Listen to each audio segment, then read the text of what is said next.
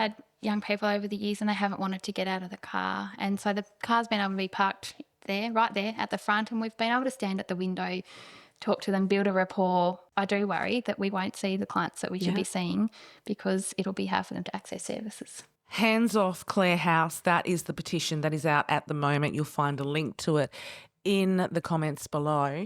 Joining us for this Hacksu vodcast, Katie, who is a social worker at Clare House, and Jacinta, a clinical nurse consultant there also. I'd love to talk about Clare House and who you look after there. So Clare House, Clare House is the name of the building. So first of all, it's a house. It's over 100 years old. It's a beautiful old house. But the organisation we work for is the Child Youth Mental Health Service. So it's part of the THS, and we're a tertiary level mental health service. So that means that we see young people with complex to severe mental health difficulties. And so we kind of see the sort of pointy end, I guess, of mental health. And we often see young people once they've maybe had engagement with primary and secondary providers like their GPs, school social workers, school psychologists, private psychologists, counsellors, and perhaps there hasn't been an improvement or there's been a significant deterioration and, they're showing signs of severe mental illness or distress. So they're the young people we see. Mm-hmm. And we see young people from 0 up to the age of 18. So we do see a wide range of young people. It is an important place, isn't it? Like it's a staple in the community. Yeah. I mean, there are still limited services for child and youth mental health. We're the only severe and complex service around. And, it's our children, it's mental health. Like, I would say it's really important, actually, up there. What is it like when a client comes to you? What's the kind of experience that they get?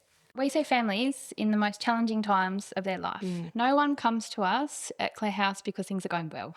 There might be aspects going well, but actually they're here because there has been some sort of crisis. Maybe there's been, a suicide attempt. There might be ongoing deliberate self-harm. There might be, concerns about psychosis, eating disorders, really major mental illness. And so I guess they are coming to us, at a really, really hard time. They're stressed, they're worried. So I guess by coming to us, the aim is that there's some intervention and that things can improve over time. And so I guess what we like to create for them is a sense that, it's a safe place. It's a welcoming space. You're welcomed by this beautiful old building. There's a garden surrounding it. It's quiet. It's peaceful. There's lots of space. That feels homely. It feels less imposing, less daunting, less like I'm going to a health service. Yeah. More like, okay, I'm okay here. I'm safe. Which I think is a real strength for Clare House.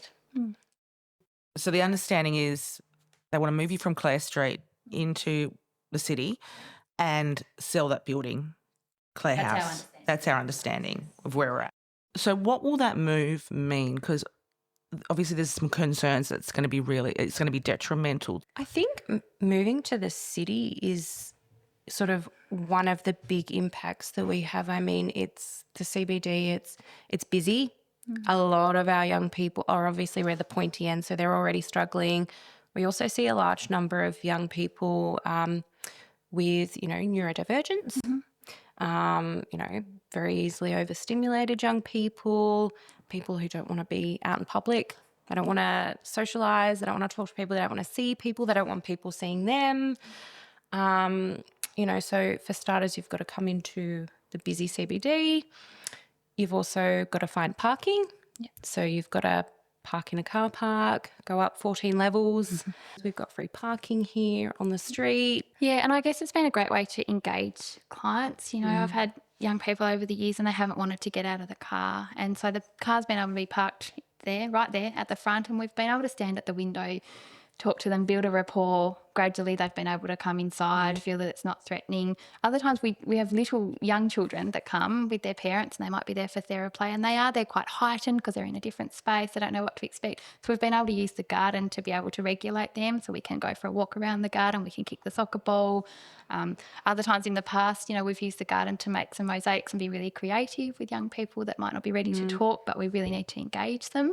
And so I think just having that setting and just to be able to use it very flexibly is what we will miss about having to leave Clare House. Are you concerned that some may stop coming because of that move? It will be too. And I think that has been the flip side. The argument has been, well, these young people and their families can catch a bus, and that's going to be easier for them to access support. In theory, yes, buses are free at the moment. That's good. But actually, the young people we see, they're not just a little bit worried. They're really anxious. They haven't been to school for 6 months. Some of them are barely leaving the house. Some people parents have had to give up their jobs to care for their child.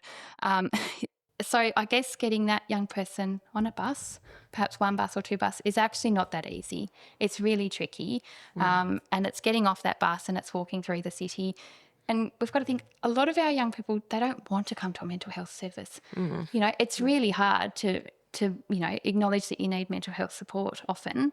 And so we want to make it as easy as we can so we can actually get them in the door. But I think these barriers and anxiety builds and builds and builds, and that's what makes it really, really hard. And I do worry that we won't see the clients that we should be seeing because it'll be hard for them to access services. Yeah.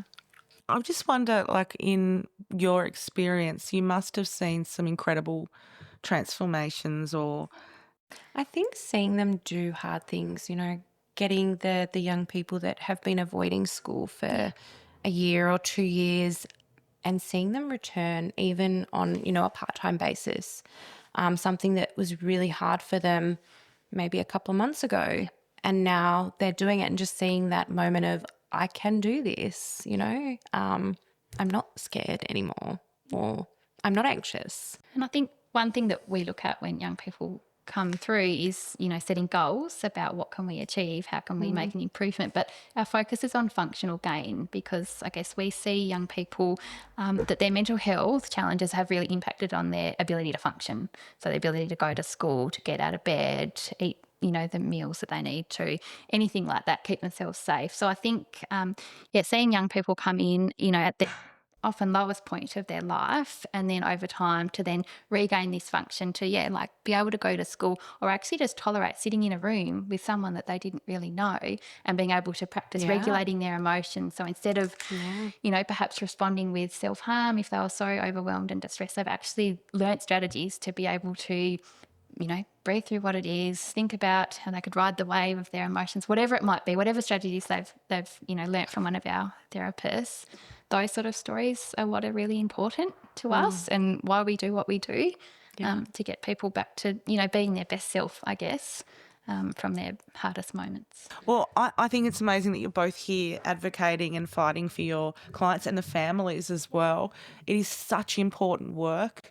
I know Hacksu's onto this. Goodness, that's been great.